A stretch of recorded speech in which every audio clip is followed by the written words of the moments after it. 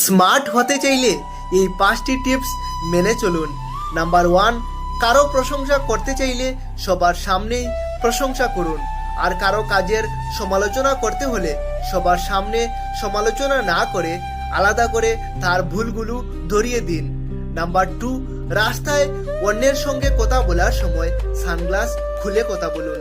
এটি অন্যের প্রতি সম্মান প্রদর্শন করার একটি চিহ্ন, কারণ আপনার চোখের চাওয়া আপনার কথা বলার চেয়েও গুরুত্বপূর্ণ।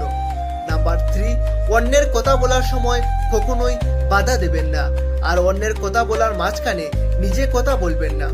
অন্যের মতামত শেষ হওয়ার পর নিজের মতামত উপস্থাপন করুন।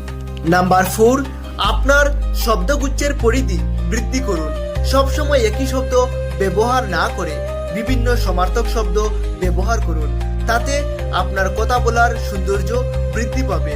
নাম্বার 5, রেস্টুরেন্টে খেতে গেলে আপনার বন্ধু একবার বিল পরিশোধ করলে এর পরের বার আপনি বিল পরিশোধ করুন।